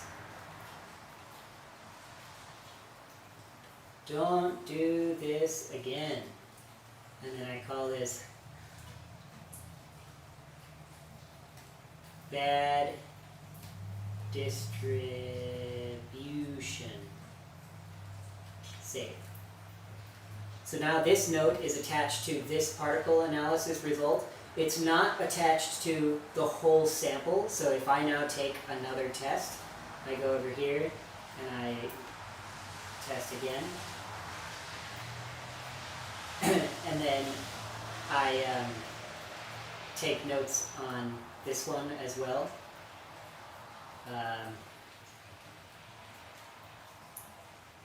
Not bad. This worked well. Save. Obviously these are pointless notes here, but you get the idea. So now I have notes attached to both tests, but I could also do notes attached to the whole thing. So I can do another new note and call it like this whole sample is useless. And I'm going to call the note useless grind results. Save. So now I have my notes on the whole sample and on each individual test. So now if I close this and I go back to the Notes Manager, I have 3 particle analyzer notes. I could go to all notes that have the combination of these two, or I could go to particle analyzer and I can be like, okay, these are all the particle analyzer notes, all 3 here. And I could be like, bad distribution, not bad, useless grind result. Okay, bad distribution. Which one was that? Well, these were all the results, and then I can view it in the tool, and it will find me exactly the test that came from, and I can reopen that session, and I've got everything back the way it was. Or I can not press open. Let me go back to where I was. Like, not bad. And you'd be like, where was it? Oh, that's right, I remember. Yeah, that was an insane. Okay, yeah, okay, done. I don't need to see it anymore. I'm back in the Notes tool, and I can go back and find notes that I'm looking for. Viewpoint, I think. Yeah, I agree. But yeah, does anyone have any other questions? So just to let you know here, this it tells you here your date, a preview of what the text says, and then the data that comes after it. So if you want to just look at it here, you don't have to enter into the note. And I can close that tool. And oh, one other thing to note, the idea behind what's up here, right now, this actually isn't that useful because we don't have all of the tools that we're going to be having. But if you, when you first download the app, you'll only have the first page that has all of the tools. Eventually, we're going to have a tool store. So down here, you'll be able to press like add a tool, and you can find other tools that you might want to use, because obviously not everyone is going to use every tool. Some tools will be totally useless to you. Like if you're not a roaster, you don't need roasting related tools. Like if you're not a farmer, you don't need farming related tools. So you'll be able to pick and choose the tools that you want and build your homepage the way you want it. So then if I buy a new product, say I just got a new W1, and when you connect it, it will open a new page with that tool, with that device, and show you all of the tools that are relevant to the context of that specific device. So for example, with R2, I can use the brew recorder because then I can test the TDS. I can use the brew controller and plot my brews on the brew control chart. It might be useful in the context of the brew ratio calculator and the grinder converter and the notes manager. But it doesn't really make sense to use R2 with like the grinder manager because you can't measure particle size with this guy. So like it's not really the same usage environment. So you can develop a home page based on each individual tool. So in the future, you'll be able to like rearrange, and like you can also adjust the size of all the widgets. So if you want more information on one page, you can adjust it how you want. So Omics right now, we haven't developed all of the tools that work with Omics. So right now, all you can use is the Notes Manager. It's the only one that's relevant to Omics right now. But as we expand, like we'll have the OmniFlux tools, and we have the R2 tools, and we have the Omni tools, and we have everything. So this is like my main homepage here. So the next tool that's coming very soon, actually there's two. We've got the Knowledge Center. So it's going to be like an education center to A, teach you how to use the app, but also B, how to like effectively do things within the app, and also just to learn more about coffee knowledge in general. Like, why would you want to measure your color? What's TDS for? What does it mean? All of that will be in the Knowledge Center, and that tool will grow over time. And then also the roast color analyzer. So you'll be able to do similar to like with measuring particle size and having all of the tools for measuring in-depth particle analysis stuff. We're going to have that also for roast color. So, one other thing that I did also want to show for those of you who are still here, in the particle analyzer, if I go up into the settings, you have an option here for a sieve display, and you can choose your individual sieve stack. So if I enter into this sieve stack, you can see 1700, 1400, 1180, 1100, 850, 800, 710, 700, 60, 50, 500, 425. These are all the micron sizes that have sieves that are in this stack. So this is how it's going to be arranged. Let me go back. I have one here called, it's a different account again, I forgot. So let's go to the 1100 stack. I'm going to delete all of these except for 3. Do I have to have a minimum of 5? No, I just missed the button. Okay, so minimum of 3. So here's a 3 sieve stack. I'm not going to change the name of it just for speed and simplicity, but check this out. So now this sieve stack only has 3 particle sizes in it. So when I run coffee through it, even though I measured 3,000 total particles here, if I was to actually build a sieve stack like this, it would be, I've got everything greater than 500 microns is in the top sieve. Everything between 300 and 500 is in the middle one. And then everything that is smaller than 300 just went through and landed, like it just went totally through. So, this is my distribution looking at it in terms of a 300, 500, and 600 micron sieve size. But if I want insane detail, I could create this sieve stack that goes all the way up to 2500, and I could literally add every single possible sieve so that there's no more. And then press done, and sieve stack, done. Now I have the same data with every possible sieve stack, and I can literally see like how many particles are in the 355 micron sieve. 70 particles, or 2% of the count. And then up here you can see, since that's actually very little, I can't even really see where it's on the map. Oh, it's right here. This one here. So it goes up to 8%.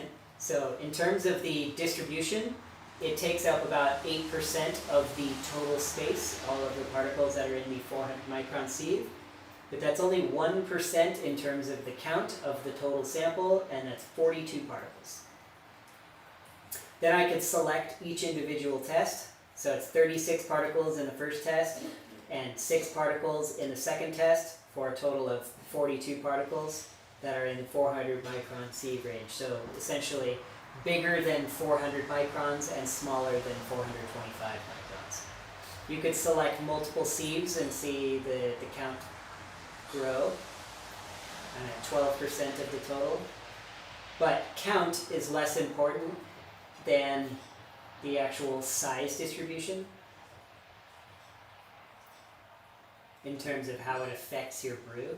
So obviously, again, this is just random particles that were in that dish over there, so it's not super important for actually that information, at least, isn't it? You aren't going to really be able to dial in that brew very well. Well, you could use that information to know, I got to be really careful because I've got a bunch of huge particles and also a bunch of really tiny particles, and so how I extract is going to be a concern. So that coffee was quite good. I didn't actually taste this one yet.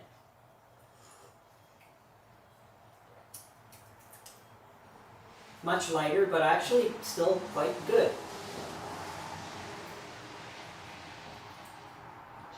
Yeah. I'm not very good at describing coffees, but once the cupping tool comes out, I'll be doing that a lot. But yeah, questions, answers. I don't know what else to show you guys. I've shown you the brew ratio calculator, the grinder converter. Okay, something interesting that I would like to mention. The app currently has these languages to choose from. Chinese, English, and Japanese have been thoroughly gone through and properly translated. Every other language that's listed here is auto-translated, so the translation may not be very good. So if you are looking for better translations, ideally, if we have anyone who speaks these languages and would be willing to help us translate, we are definitely looking for people for Thai and Korean. We actually have someone. Korean is going to be translated properly. We don't have Spanish or German or Italian, and we are looking at doing Czech and Arabic. Nothing here. Thanks for an interesting stream. You are very welcome for an interesting stream. If you're interested in asking any questions to the CEO of the company, he's actually in the live stream right now. So, any questions for the CEO? What up, Linus?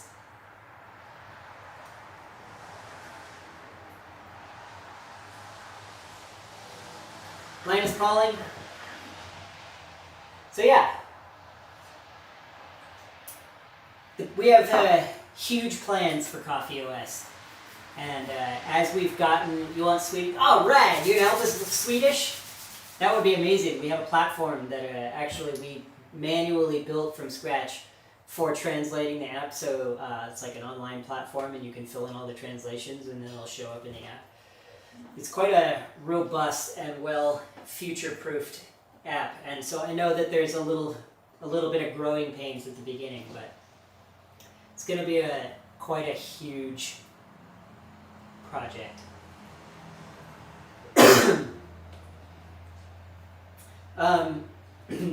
I think the last thing is I do still need to make sure that I do solve this Rubik's Cube. So I feel like I got something in my throat.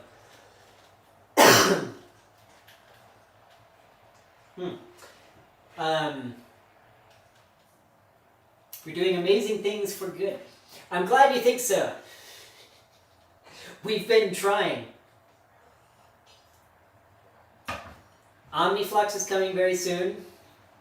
CoffeeMeter A1 is coming. In fact, sorry, CoffeeMeter W1 is coming very soon. I haven't actually used it yet. We should try it. May as well do that while we're here. What do you guys think? My Instagram stream has 10% battery left though, so hopefully we don't die here. But I really want to try this. So we're going to test the water activity of coffee that I should have used all of by now. And I have not, because I haven't been roasting a lot recently. I will be roasting a lot more in the near future. Autocorrect, thanks for amazing things for coffee. Oh, nice. Wait, are you saying that the word good, no, sorry, the word coffee, autocorrected to good? What a genius autocorrect. Okay, so for what it's worth, I did not read the instructions, and while I understand how the product works, I don't know the actual operating procedure. So take that with a grain of salt. I don't actually know how much coffee I'm supposed to put in here. Maybe I should read the instructions. It did come with instructions. Oh! No, it didn't. Because I got a sample version. Whoops! Okay, well, that's alright. I assume that this is probably fine because it just kind of goes over the top. Oh, it's got to... Wait. Oh. So that's too much. So I'm going to take some of that out because it won't sit flat. There we go. Alright, let's turn them on. Ooh, it popped up already. Alright, we're going to connect, and it's going to show up at the top. But we don't have any tools for measuring that yet, so... Oh, cool.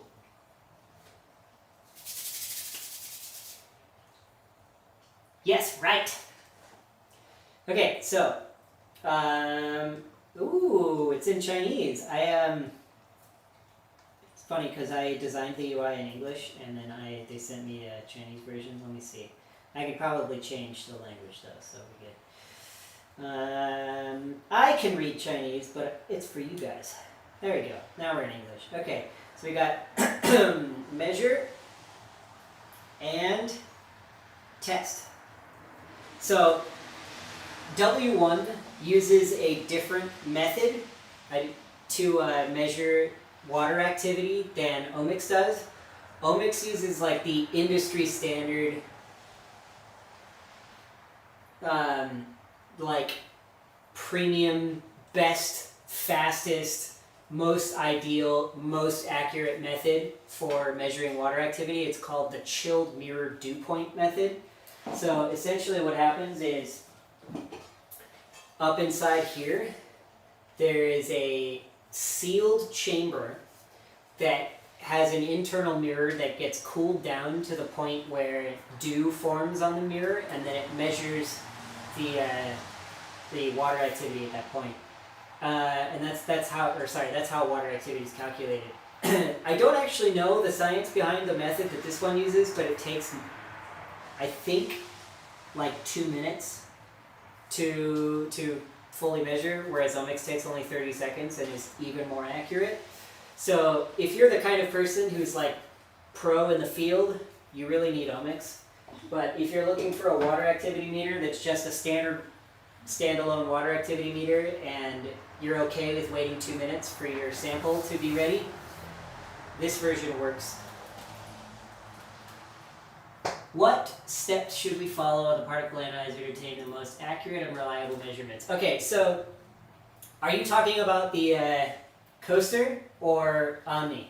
Because the answer is similar, but there's more steps on the coaster because it's not like a standardized environment. But basically, the most important thing is make sure that you can physically see that the particles are not stuck together. So for example, with Omni, when you're using the, where's my little spoony thing? Here. When you're using this guy, if you have particles that are large enough that they don't clump together, like not espresso fine, you can just use the auto dispersion and it works very well, and it will totally separate everything. But once you get into the espresso range, you get to the point where you have particles that are not going to break apart, and you end up with clumps. If you are, so you can see here, this one went pretty well. So you can physically see the gaps between all of them, so you're going to get good results there. Once you get to espresso fine, you'll definitely see clumps that will read as larger particles if you don't break them up. So in that case, what you want to do is you'll take your sample, you'll put it on your little platform, and then instead of using the auto vibration feature, you can take a brush and declump everything. If you're doing extremely fine particles, you can get some on the brush and then do this and kind of flick them onto the platform and try not to overfill it. And then when you do your tests, it'll be very accurate. Now, when you're using the coaster, do what I just did there, but for all particles, because obviously there's no auto dispersion feature. Oh hey, 0.617. We got our results. Sweet. I need to switch the charger from that battery to this battery over here so that we don't lose our Instagram stream.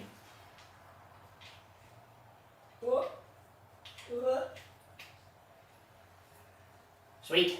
Alright, we're back to charging. Okay, so yeah, so if you're going to use the camera, same idea. Take a little bit of particle goo, that's what I'm calling it, particle goo, and spread it around. So you see how like right here we've got a big clump there? If you leave that, it will be recognized as a large particle. So you got to make sure that you have it properly fully separated and that any large bits are actually large particles so that you can get a good standard reading. And then in my situation right now, I'm using film lighting, so it's like very soft and doesn't create shadows. So so I can now go in here, particle analyzer, or, no, that's okay. Actually, just for fun, I'll go to the grinder converter and I will select the Easy Process EP6 Special, and then I'll go to particle, and then I will go to the particle analyzer, and I will go over here, and I'm going to take a photo. I'm going to match it so that it's exactly right around the rim and straight up and down and not moving. And we got our results. Obviously still a multimodal distribution because that coffee is just random coffees all mixed together. But yeah, so then I can go and check my individual data here. I can see what's in each individual sieve. I can select here and find all of my medium coarse particles. I can go in here and clear everything and find all of my coarse particles. I can clear that and find all my fine particles. It says no fine particles. Interesting. Because that's less than 300, I guess. Yeah, there's nothing in that mega fine range. Yeah, so then when I press done, it's going to take the D50 here, so 586, and it's going to put it in here, and that's 0 rotations, 2 numbers, 9 clicks, which would be nice for a medium roast AeroPress. Been doing some testing on core. Comparing the numbers to the listed in the app, my numbers are pretty close to the same if you shift by 200. Guess I'm going to add a shim or two. Yeah, so I've always wondered, I haven't yet found the chance to do this, and I keep saying I'm going to do it, and I might actually end up doing it in the next stream. I want to see if I grind one bean at every grind set, or like most grind settings, I'll go up by like one whole number at a time and skip the clicks in between. And do just like test, test, test, test, all the way through the whole range. What does the curve actually look like? Because the data that we have here is like based on what the manufacturer claims, and a lot of them will say like 0 is burrs touching. But then if you actually grind at that setting, you'll get particles all the way up to like 200 microns. Like even on here, when you get at the absolute finest grind setting, you get tons of particles that are large. And I realize it's because like particles can be rectangles. So like they can slide right through the gap that may be 16 microns, but it could still be 200 microns long. So you get like ovular particles and like octangular particles and like everything along the spectrum.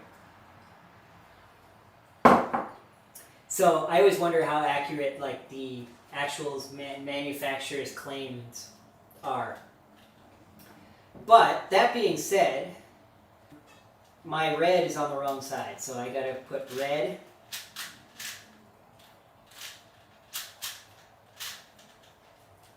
So now we've got red, yellow, blue. Okay, so yeah, my centers are in the right spot now. Have you tested grind size between different agtrons? What ranges of variance have you seen? I haven't, and I want to do that, and that's what I'm talking about. I got to do a live stream where it's just like we do like particle analysis the whole time, because I really need like an opportunity to do it and haven't gone ahead and done it yet.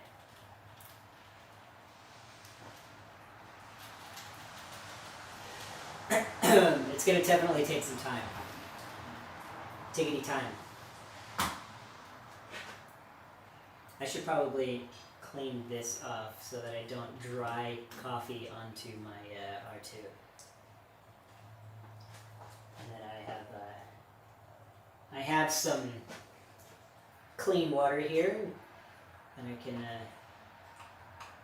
dip it in, make sure it's nice and clean. You could also use it as my R2 stirring stick.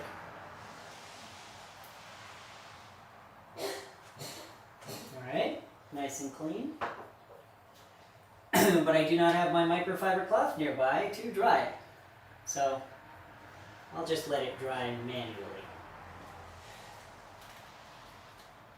So when I was at the Host Milan, the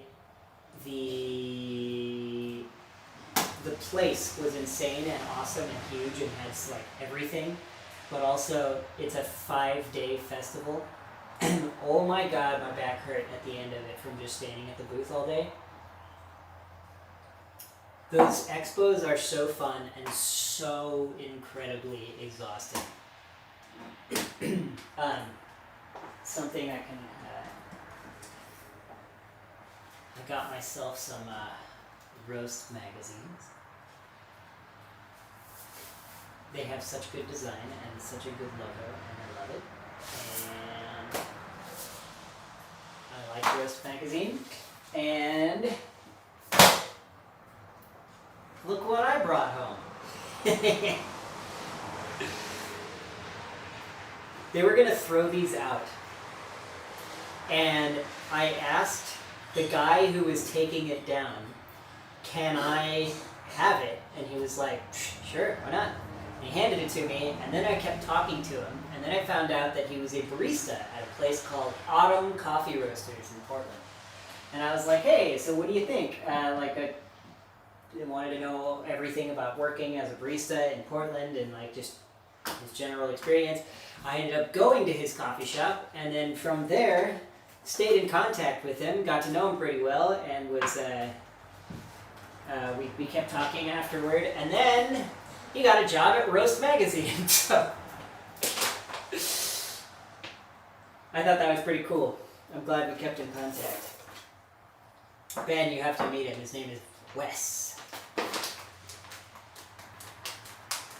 This coffee smells so good, even in green form. Okay, so I think I'm reaching pretty much. I don't have anything left to show. So the last thing that I'm going to say before I end the stream is during one of these streams in the near future, there's a guy watching the stream who's in the comments there on YouTube, Ben, and he sent me this box. And inside this box is a whole bunch of interesting coffee samples. This one is a special one, tastes like tea, he writes.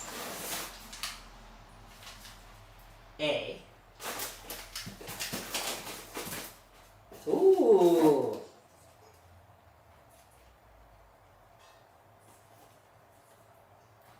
Nice.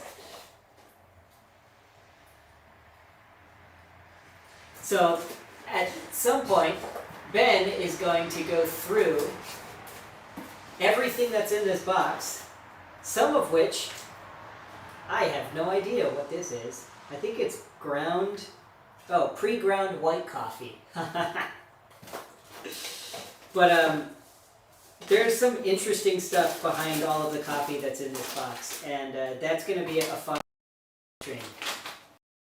So, subscribe and be excited for that at some point in the near future. What does this one say? He writes, white coffee, very hard on your grinder. Mystery box of coffee, my wish for Christmas. The funny thing is, I'm pretty sure from what he told me that, I don't know about all of it, but a lot of it is not good coffee. It's like a mixture of like low quality Robusta and like other stuff that was used for some stuff. So I'm excited for him to go through and tell me about it all, because we're going to have a ton of fun.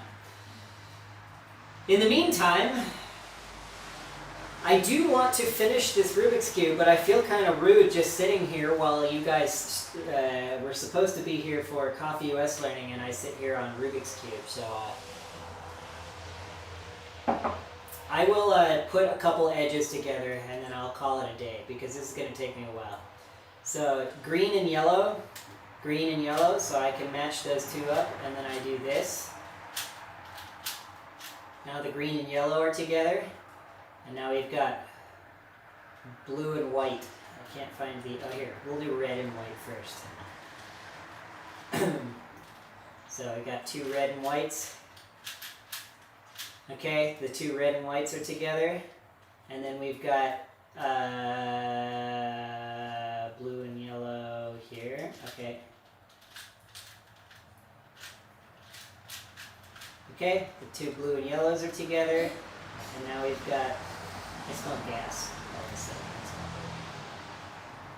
Ooh, green and white. Okay, so green and white.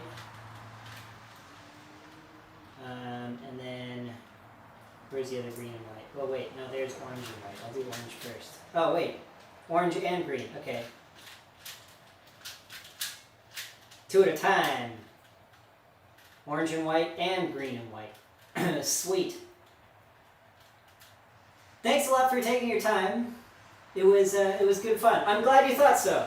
I actually have no idea how many people are watching on YouTube because I'm looking at OBS over here.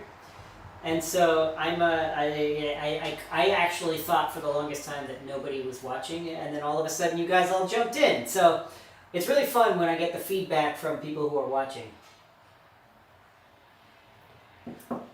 Universe 2380.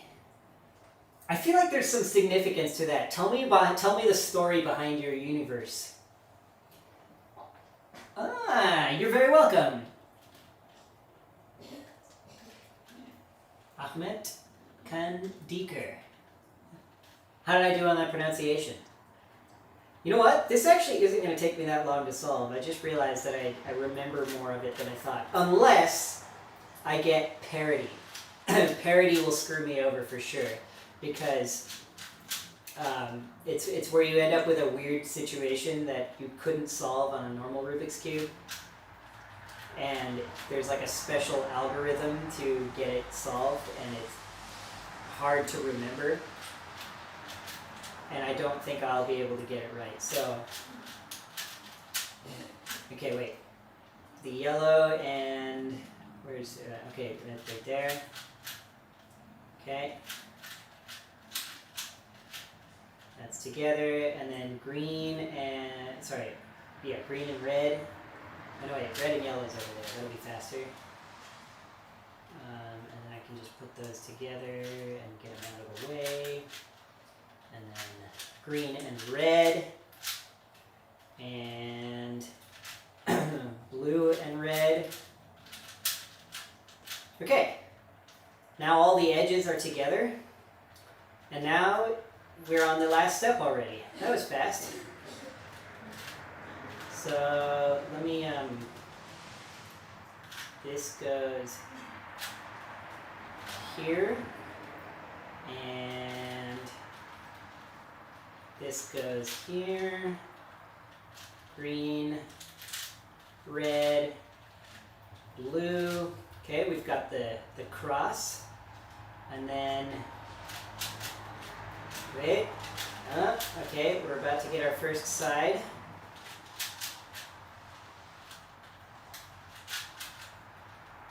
See you, Ben.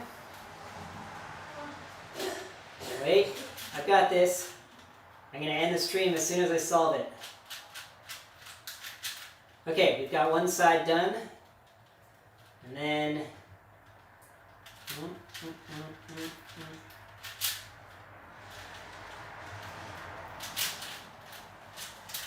Okay, now we've got the... oh wait, this edge is still in the wrong place. Okay, hold on. Okay, we've got the bottom third done, and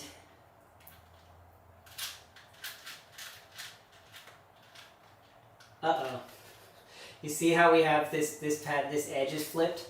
We're going to end up in the situation where I don't remember how to solve it from there, so I'll get as close as I can. Ready?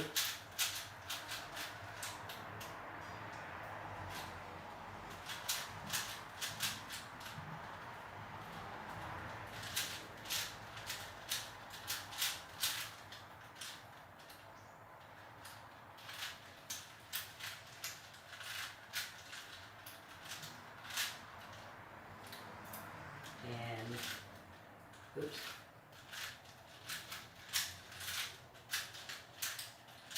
Yep. That can't happen on a regular Rubik's Cube, and I always forget the algorithm to solve this, and I'm going to try it, and I'm going to screw it up, and then I'm going to go, alright, see you guys, love you all. Ready for this? I'm going to try it. Here we go.